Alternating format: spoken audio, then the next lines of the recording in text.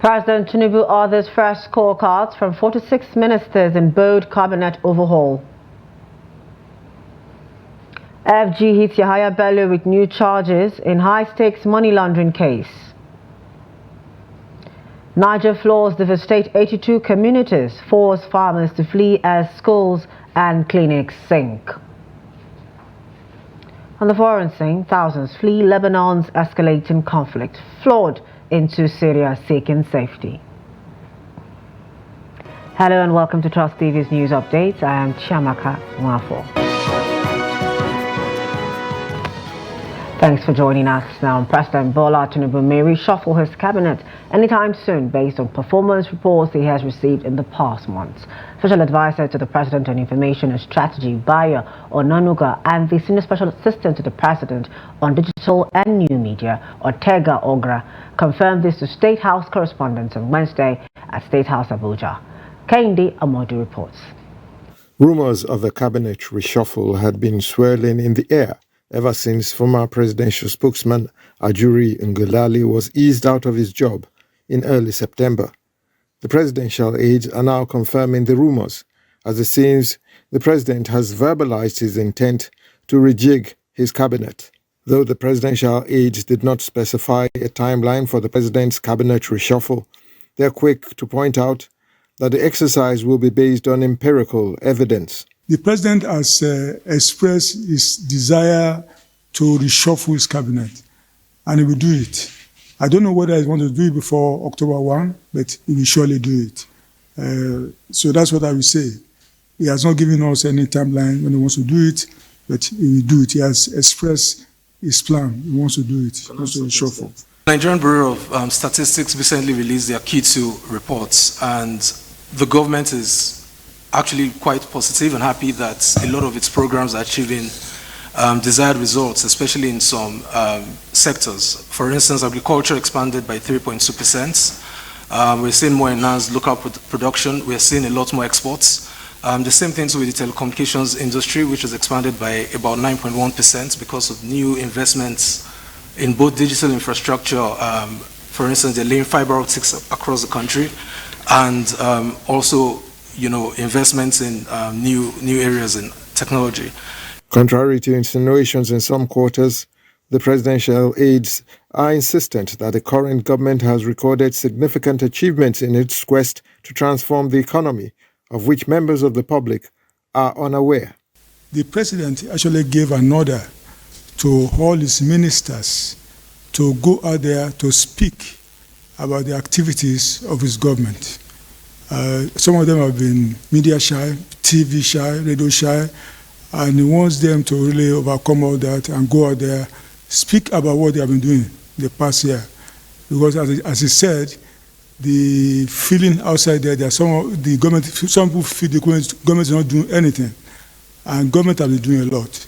And he believes that it is up to them to go out there and blow their trumpets. Recall that in November last year, the president had instructed all ministerial appointees in his cabinet to sign a performance bond to measure their delivery.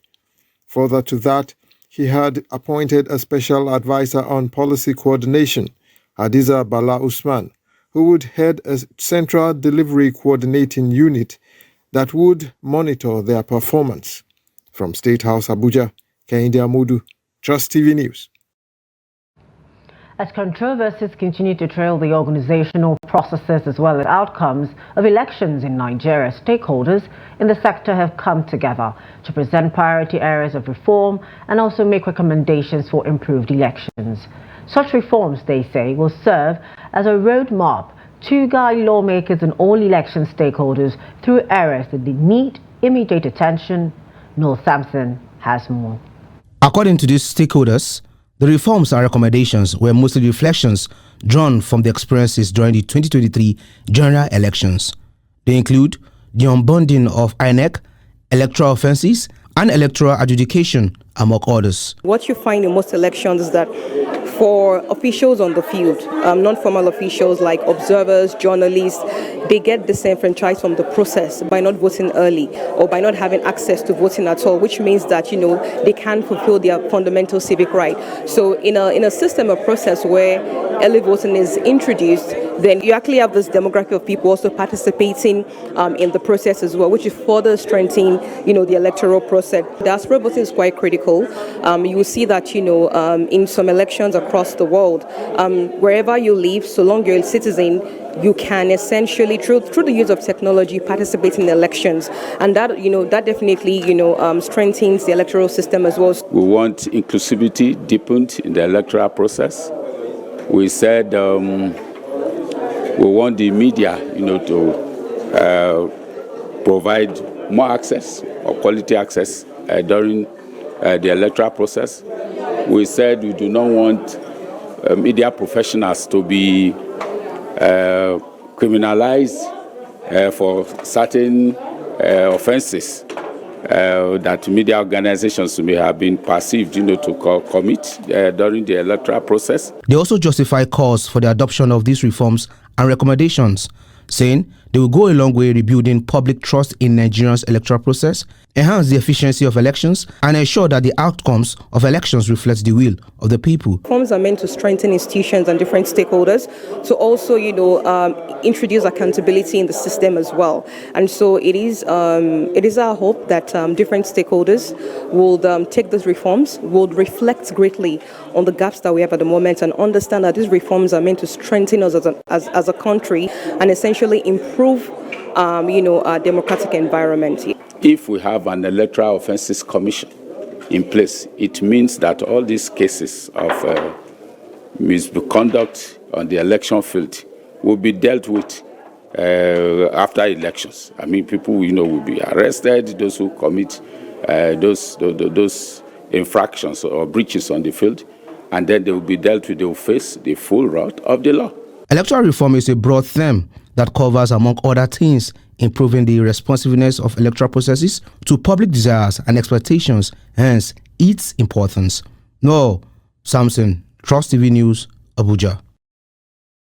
To political matters, Adamawa State Governor Amadu Umaru Fintiri, alongside the state PDP platform, has condemned the outcome of the Edo State governorship election.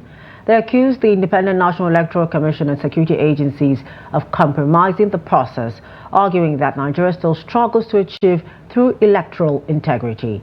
Gibson Swadigo reports from Yola. Governor Amadu Fintiri returned to Yola after leading the Edo State PDP Campaign Council in the recently concluded gubernatorial election. Welcomed by supporters and appointees, Fintiri expressed disappointment in the election, accusing the All Progressives Congress of a just straight and result manipulation.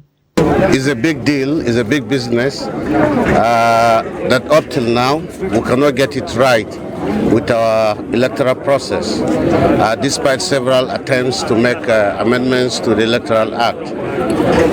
We're still moving backward. Like I said yesterday, it's like a local women's dance in the market square. They move 2 steps forward, 3 steps backward. Similarly, the People's Democratic Party (PDP) in Adamawa State has accused the Independent National Electoral Commission and security agencies of colluding to manipulate the mandate of the Edo people. But as the Tahir Shehu, Adamawa State PDP chairman, alleged that the All Progressives Congress (APC), in desperation, employed violent tactics and manipulation to subvert the will of the Edo electorate. This act of brigandage will further deepen voter apathy, thereby making nonsense of our democratic process. The daylight political robbery by the All Progressive Congress (APC) in Edo State cannot be achieved without the active connivance of the Independent National Electoral Commission (INEC). Addressing the internal crisis within the PDP, the Adamawa State chapter has voiced its support for Senator Umar Iliya Damagun to complete the tenure of the former chairman in accordance with the Supreme Court judgment. Gibson Adugo, Trust TV News, Yola. Over in Benue State, the governor, Hyacinth Alia, has promised to provide a level playing ground for all political parties participating in the forthcoming local government election. No fewer than 8 parties are expected to participate in the election slated for October 5, 2024. Alia, who spoke During the flag-off of the All Progressives Congress election campaign held in Boko on Wednesday, pledged a free and fair election. Represented by his deputy Sam Ode, the governor urged party supporters to work hard and ensure that the APC candidate won all the positions in the coming polls. Ode therefore handed over the party flag to the 23 APC chairmanship candidates and their deputies with a charge to work for their people. In his welcome address, the APC Caretaker Committee Chairman Benjamin Omale said the committee had played a vital role in addressing the concerns of aggrieved aspirants, ensuring that every voice was heard and valued. Omale said the committee's efforts have been instrumental in fostering unity and understanding within the party. Away from political matters, the National Association of Nigerian Students has called on the federal government to meet with the leadership of the Economic Staff Union of Universities regarding the recent strike threat. The student body noted that the strike is not advisable at this point in time. NANS Senate President Akinteye Babatunde made this known in an interview in Abuja following a fresh 14-day ultimatum issued by ASU on Wednesday over failed negotiations with the federal government.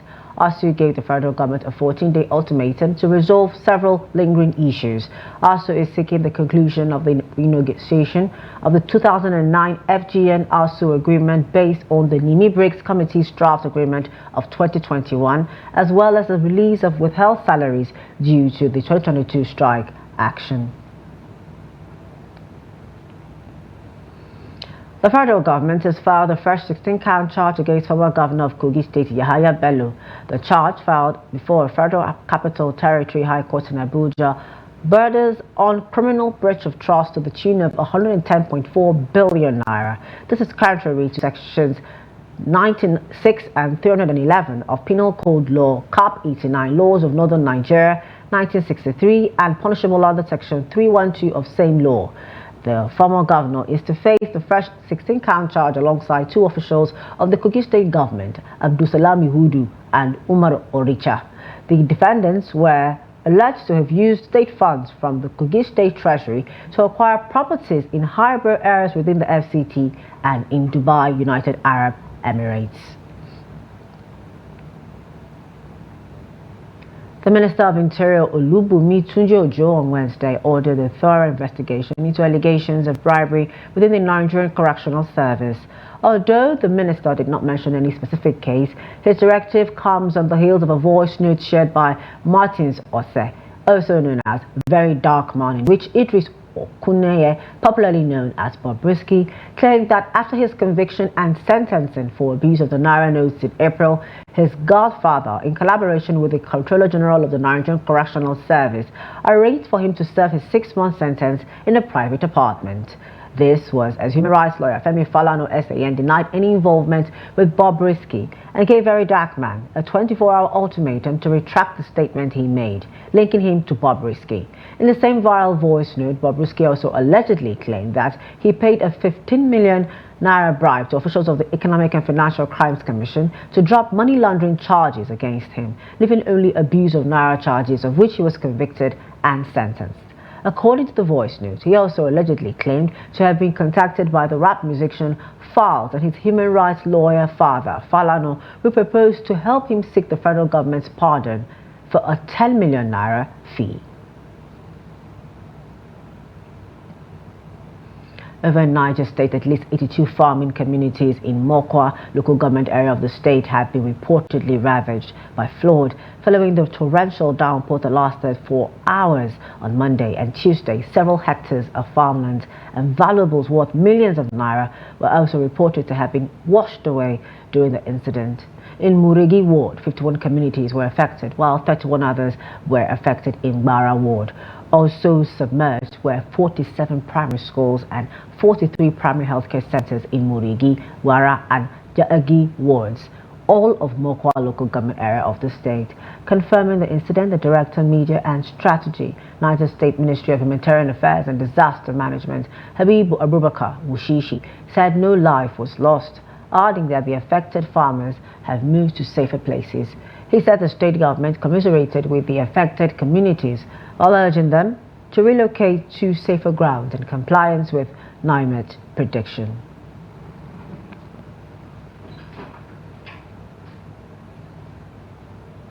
You're still on to news updates on Trust Television. Still to come. Bauchi traders lament as residents label trader fairly used materials illegal. More when we return. Please do stay with us. Welcome back. Thanks for staying with us. Now a recap of our top stories. We told you that Bauchi traders lament. We told you that President Tinubu orders fresh scorecards from 46 ministers in bold cabinet overhaul. We also informed you that federal government hits Yahaya Bello with new charges in high-stakes money laundering case. Skilled workers in Kaduna are lamenting the persistent rise in the prices of materials as economic hardship continues to bite harder. Some of the skilled workers in the metropolis who spoke to Trust TV say they are skeptical about the survival of their businesses due to dwindling economy in the country. Trust TV's Bello has more. These skilled workers are using their God-given talent to earn a living. However, they are now finding it difficult to cater for their family due to low patronage. It affects our sector to say, let's say it affects our sector 70 to 80% due to the skyrocketing of prices in the market. People cannot be able to afford the way they afford the product in the market. Our biggest challenge is cost of materials because prices are still surging. Gum that we used to buy at rate of 2,500 naira is now sold at 16,000 naira, and the one we bought for 24,000 naira is now sold for 53,000. Before now, we charged 50,000 to 70,000 for certain jobs, and we would get 15 to 20,000 as profit. But now, we can barely feed our family. The situation is affecting our business because, as you can see, there is no patronage. The situation in the country is affecting us due to low patronage, and it is difficult to get money now. They say unstable power supply is another factor affecting their businesses. The country is getting short of power supply entirely, so we are facing that challenge too in this our industry.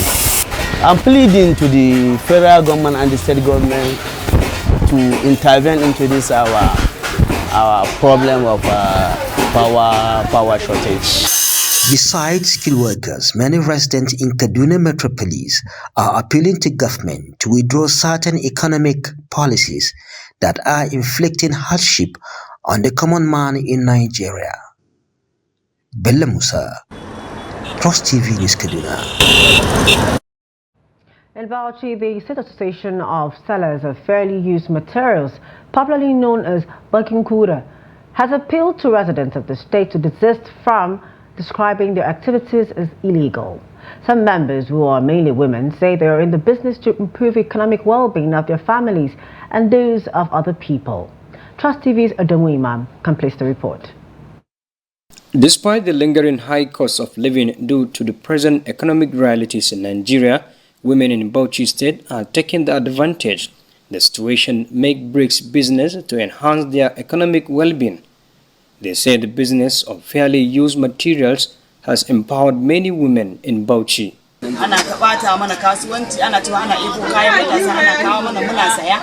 People are trying to destroy our business with the insinuations that we're buying stolen goods. This is not true. If our business is illegal, we would not have been here for long. All we do is to help women who usually bring their goods here, buy and sell. If you take that away, stealing would have become rampant in this area.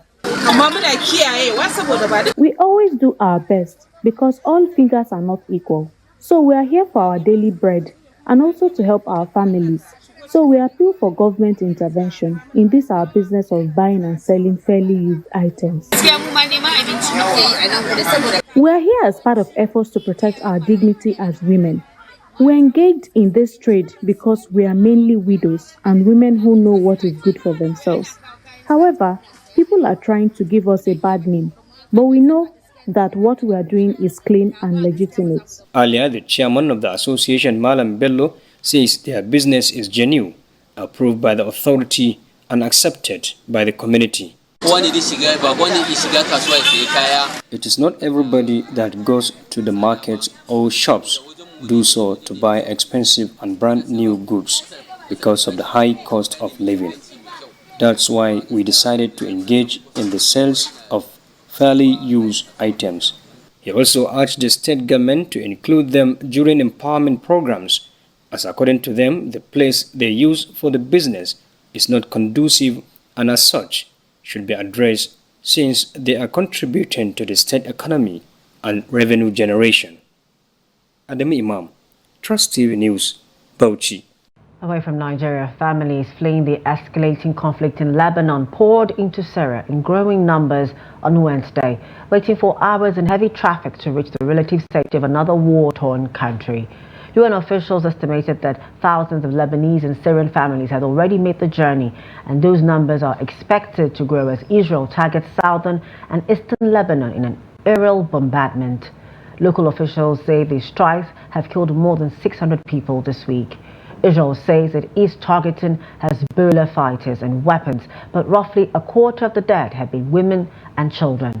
Lines of buses and cars extended for several miles from the Syria border beginning Monday, and some families were seen making the journey on foot. I left Syria in 2014 because of the war. We went to South Lebanon and lived and worked there. Then this latest war in the south started. There were too many strikes and there was a lot of destruction. So we left the south because of the strikes. We barely made it. We've been on the road for 3 days. 6 inmates have died after a fire ripped through their cell in a prison on the outskirts of Uruguay's capital, Montevideo. The Interior Ministry said Wednesday that the cause of the blaze at Santiago Vesquez Penitentiary, the biggest prison in the Latin American country, was unknown. The ministry said 6 charred bodies were found in a locked cell in an area where the other cells were all open. It added that a prisoner from an adjoining cell was taken to the prison hospital for treatment. A fire at the same prison in December 2023 killed 6 people. An investigation determined it was deliberately started and 4 prisoners were charged with murder. On the sports scene, the draw for the 2024-2025 Carabao Cup 4th round has produced several exciting fixtures, including a blockbuster clash between Tottenham Hotspur and Manchester City, while holders Liverpool face a tricky trip to Brighton. Manchester United will welcome Leicester City to Old Trafford, and Crystal Palace will travel to Aston Villa in 2 other All-Premier League matchups. Championship sides Sheffield Wednesday, Stoke City and Preston North End remain in the competition, with AFC Wimbledon or Newcastle United set to face Chelsea after the delayed 3rd round tie rescheduled for October 1. 4th round matches are set to take place in this week, commencing 29th October. And Britain's Jack Draper is through to the Japan Open last 16 following a straight set win over Marcia Bellucci. World number 20 Draper beat the Italian 6-4, 6-2 for his first victory since defeat by Jannik Sinner in the US Open semi-finals earlier this month. The victory marks a return to form for the 22-year-old after a disappointing Davis Cup in Manchester, where he lost his 2 singles matches. Draper was beaten in straight sets by Argentina's Francisco Torlundo and Canada's Felix Auger-Aliassime, as Great Britain failed to reach the knockout stage. Elsewhere, Greek 4th seed Stefanos Tsitsipas lost 4-6, 6-1, 6-2 to American Alex Michelsen. With that, we've come to the end of News Update at this time. For more of our news programs and documentaries, so to follow us on our social media platforms and on our YouTube live stream. I am Chiamaka Mwafo. Thank you for joining us at this time.